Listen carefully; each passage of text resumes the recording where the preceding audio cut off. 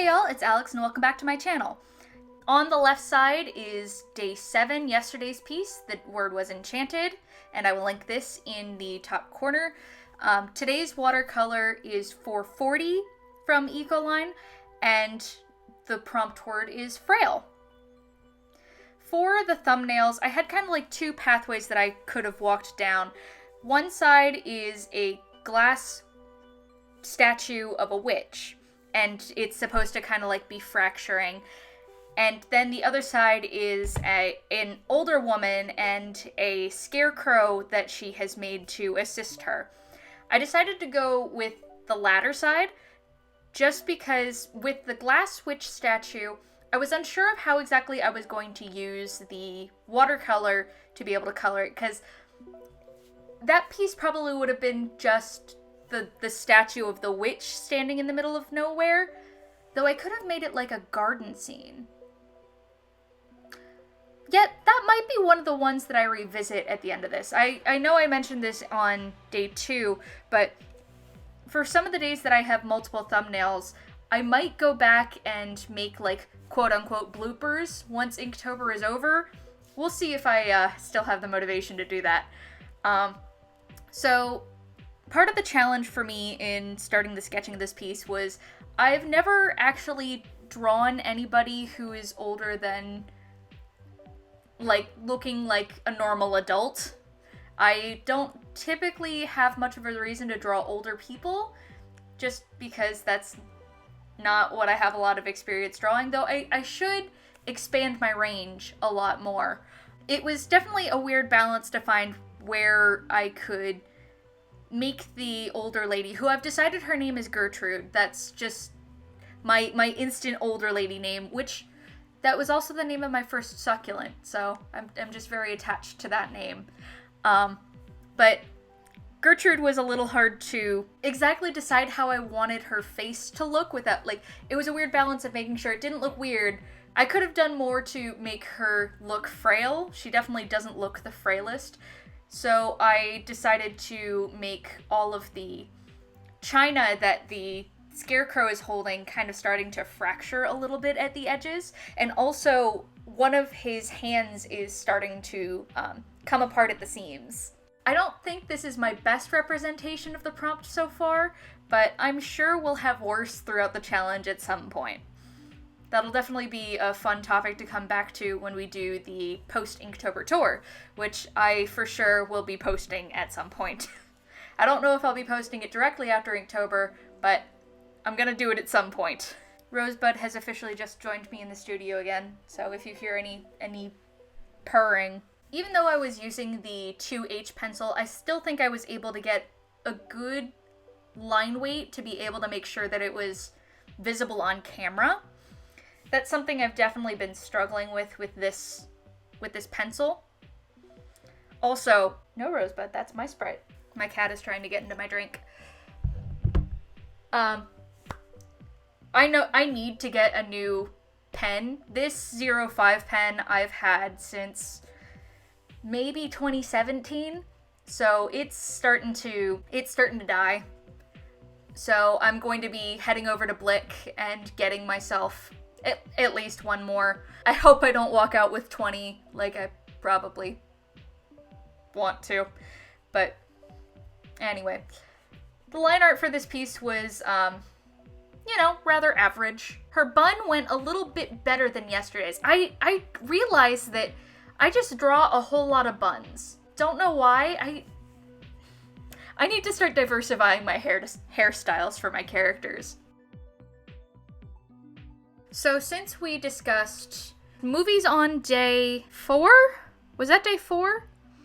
Music on day 3, movies on day 4, I think it was. Correct me if I'm wrong, I don't even remember my own videos. I have lost all sense of time as this challenge goes on. But I spent all of the time while working on this piece listening to a podcast that my girlfriend just recommended to me called The Magnus Archives. If anybody isn't familiar with the Magnus Archives, it's following an archivist who works at the Magnus Institute. And the Magnus Institute investigates the paranormal and bizarre. And each episode is a record of a statement that is made by someone who experienced something paranormal. And it's just about the perfect Halloween podcast. I started listening to it on the 5th. And, like, that was kind of the reason why I decided that would be when I started doing these post recordings. So that way I could have a few episodes where I just listened to podcasts straight through.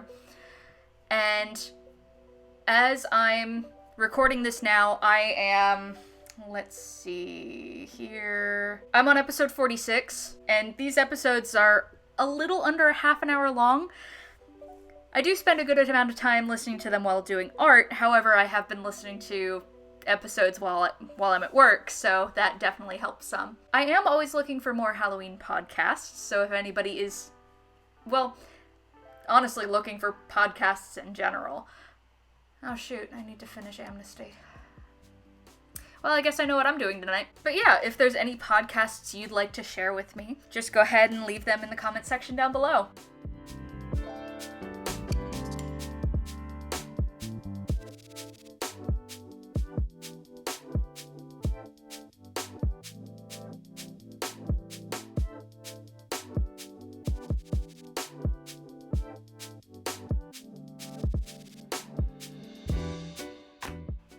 And look who I caught being a loaf in my office for once.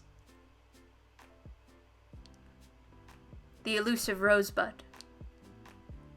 As we're getting into the coloring, I probably should have gone a little bit lighter with some of the inks. I went in with my number 2 shade ink for her hair, and I probably should have gone a little bit grayer, because the grayer your hair is, probably the older you are, and she's supposed to be frailer than I probably drew her as, so definitely could make that better on my part. However, it was really easy to shade her hair still. Honestly, I think that's like one of my favorite parts of this piece. You know, looking at her now, I could have done a lot better of making her look older, and also her, for lack of a better term, jowls. You know how, like, people's cheeks kind of sag over time? It looks more like she's recovering from her getting her wisdom teeth removed than that she's actually old. So, maybe this is just some really bad aging makeup that was put on this lady, and it's starting to come off, and it's frail. My favorite part of this entire piece was the rose design I did on the teapot. I did this rose design in a random character design that I don't have a video of, unfortunately. I did that piece while I was at my grandma and grandpa's, so I didn't have any of my recording stuff with me. But I love doing this kind of like implied rose design. I didn't want to do stripes or anything on the teapots. I wanted to have a little bit more of a fragile looking design. I want it to be gracile. That's really a more scientific term than probably should be used here, but it's the word that comes to mind, so.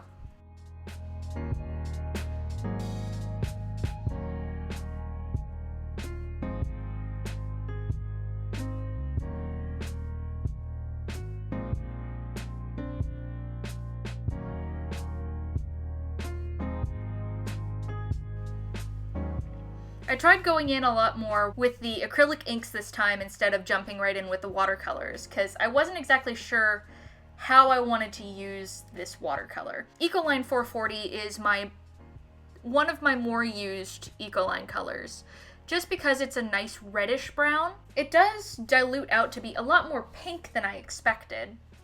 You'll see that later when I'm coloring in the Scarecrow's shirt. Also, we're just going to ignore how horribly shaped that table is.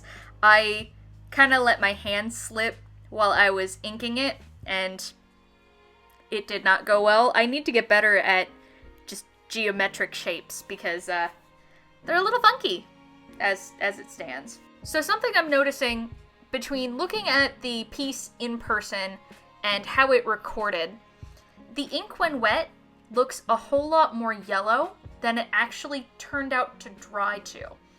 So on the paper now, it kind of looks more like a sepia tone, which I think the color might actually be no, yesterday's was sepia. I don't remember what today's is, so the sheet isn't near me, so as I'm holding the piece aside right now, all of the background is a very, like, terracotta brown, which is very odd.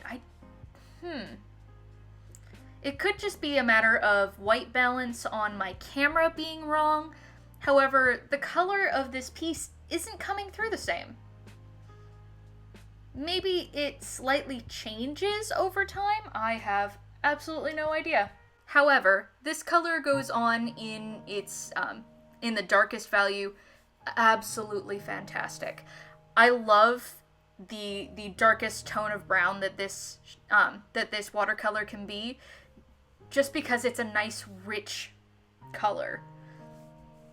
It's what I usually end up using to color in hair colors whenever I'm doing watercolor. I just kind of gravitate towards it for whatever reason.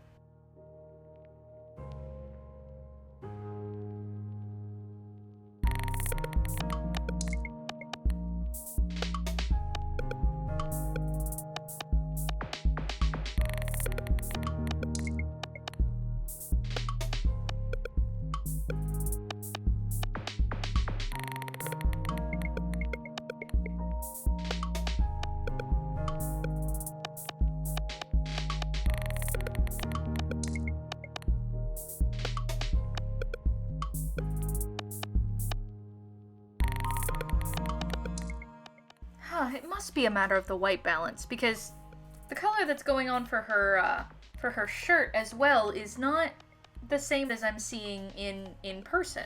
That's very bizarre.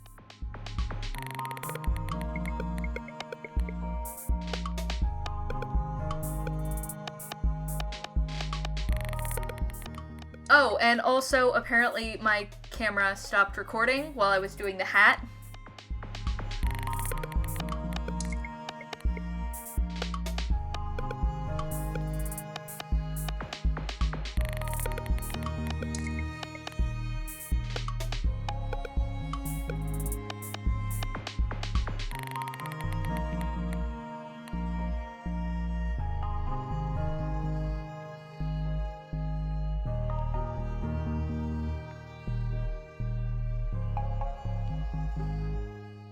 Alrighty guys, I hope you enjoyed watching me work on this piece, and I hope it's not too far from actually portraying the prompt. It's one of the further ones, yes, but tell me in the comments down below whether or not you think this embodies the prompt well enough. I mean, like, I don't think it does, but then again, I don't know if I'm being too hard on myself. So, just gonna go in with some lines to redefine the crinkles of the hat and add a top rim to her glasses, and we're done.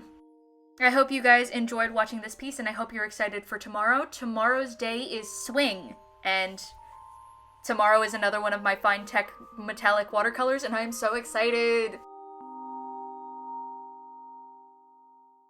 If you'd feel so inclined, hit that subscribe button and check me out on my other social media handles. Thanks, and I'll see y'all tomorrow.